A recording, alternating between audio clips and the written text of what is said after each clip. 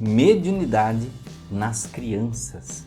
Você vê na sua casa as crianças aparecendo com mediunidade, vendo coisas, vendo amiguinhos, né? Conversando com desencarnados. O que fazer nessas situações? Vamos conversar sobre isso?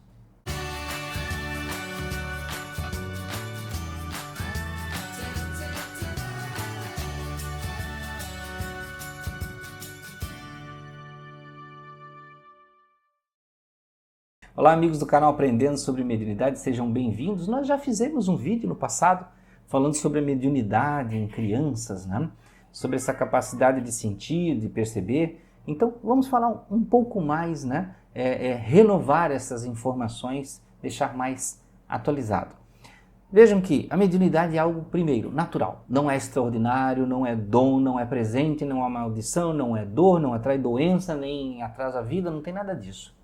É uma capacidade psíquica natural no ser humano compreender e detectar o universo à sua volta, seja ele em qualquer dimensão. Naturalmente, as crianças elas já vêm com a capacidade de sentir esse outro universo, essa outra dimensão, mais facilmente, porque elas já vêm de lá do outro lado e encarnam. Até certo ponto, até certa idade, que não tem uma definição exata, mas talvez até 7, talvez até 10, 12 anos, eles estejam vendo mais, quanto mais novinho, mais fácil de ver, mais fácil de sentir. Quanto mais velho vai, essa capacidade vai sumindo aos poucos. Às vezes reaparece, eclode de novo na adolescência, às vezes não eclode, e às vezes demora muito mais ou nem reaparece na vida. Outra coisa importante é que talvez você discute muitas coisas, porque agora as crianças estão assim, estão assados, estão vindo dessa forma, daquela forma. As crianças sempre tiveram mediunidade, sempre, desde sempre. Talvez, com o tempo, essas capacidades psíquicas estejam se fixando mais e não se apagando com o tempo, como muitas vezes acontecia, porque não tinha o objetivo, não tinha necessidade daquela capacidade de se manter, porque o foco da encarnação era outro. Não era se tornar médium, escrever livros, psicografar, não era nada disso. Então, agora nós estamos num mundo que está cada vez mais diferente. E a nossa evolução, sim, a evolução continua, a evolução não parou lá no homem das cavernas, que aí nós chegamos nessa conformação, né? E agora estamos bem assim, acabou a evolução. Não, a evolução continua principalmente no campo da consciência e no campo da percepção humana. E percepção envolve também as extrasensoriais, além dos sentidos conhecidos, comuns, né, como nós aprendemos na escola. Então, veja que tudo isso sempre existiu. Porém, por muito tempo foi incompreendido. Qual é a principal receita em questão da mediunidade das crianças? A primeira coisa que eu sempre falo para toda mãe, para todo pai, toda família, é: trate de forma natural a criança. Não crie estranhamentos, impactos emocionais, não coloque uma aura nem de negativo, nem de especialidade. Porque tem pais que, não, nossa, isso é perigoso, é distúrbio, é problema, ou a criança está... E aí a criança já cresce achando que aquilo é um problema. Arrastar a mediunidade na vida dela, coisas podem dar errado, espíritos negativos olham muito para a escuridão em vez de olhar para a luz.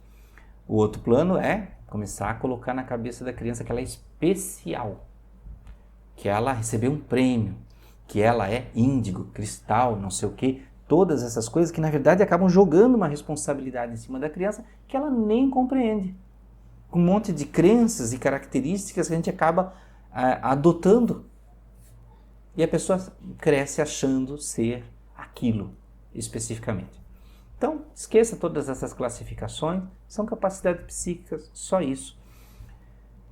E também ela não precisa se achar tão especial a ponto de ser mais importante que as outras pessoas. Então, tratar de forma natural. Né? Meu filho e minha filha falou que viu alguém em casa, que viu um vulto, que era isso, que era aquilo. O que você faz? Susto? Não. Você viu? Sabe que às vezes aparece, é assim mesmo, é natural, é comum. Mas não ligue, não fique com medo, fique tranquila, logo some, desaparece. Às vezes pode ser que converse com você, né? Então, são formas de você trazer isso para um campo natural.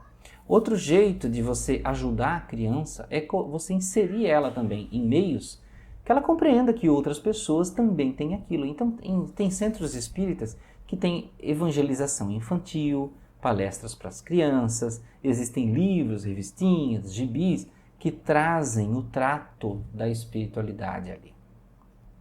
E no centro, principalmente, como eu falei, vão encontrar outras crianças que têm eventos parecidos na vida, com famílias que já cuidam da sua espiritualidade. Isso é uma parte importante. Talvez você diga assim, mas Anderson, eu não quero me tornar espírita, minha família sempre foi católica, mas o meu filho veio.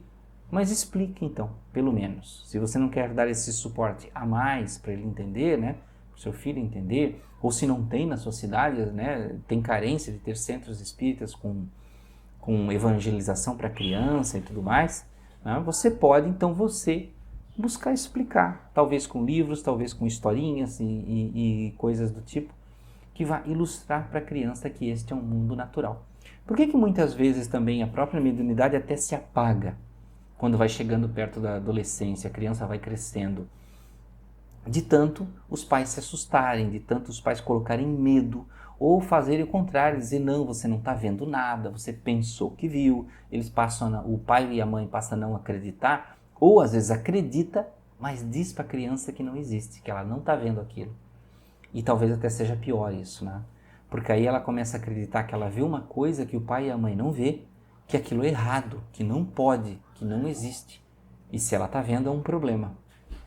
E aí você começa a implantar na cabeça daquela criança que ela tem um problema psíquico, que ela tem um tipo de defeito, que ela tem um tipo de falha, algo indesejável.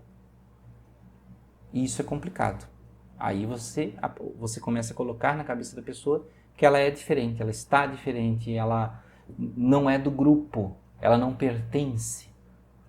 Existe essa coisa do pertencimento, né? Se você diz, o outro é diferente e nós somos de outro jeito, então o outro está fora desse grupo. E isso é muito complicado, porque a pessoa se sente excluída, né? E ela cresce com essa sensação de ser excluída. Então, sempre acolha, abrigue, não fique contrariando, duvidando sistematicamente. Explique que aquilo é natural, que muitas crianças veem, algumas não veem, tá? E faz parte da vida, que é como na imaginação, como você imaginar coisas. Às vezes você vê coisas que não são a sua imaginação, que estão lá, que pertencem a um universo maravilhoso, infinito, de muitos mistérios, tá? Não vou dizer para você que você vai buscar na infância, na criança pequena, 6, 7 anos, desenvolvimento mediúnico. Não, isso não. Mas você vai ensinar.